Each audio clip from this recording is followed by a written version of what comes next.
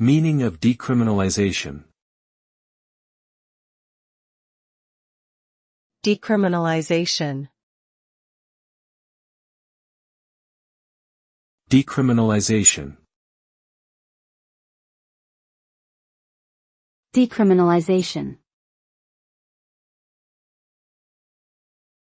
Decriminalization. Decriminalization refers to the process of removing criminal penalties for certain actions or behaviors that were previously considered illegal.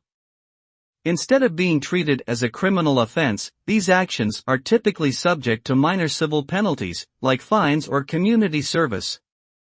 The result of decriminalization is that individuals who engage in these behaviors will no longer face criminal prosecution, which can have serious consequences such as imprisonment and a lifelong criminal record.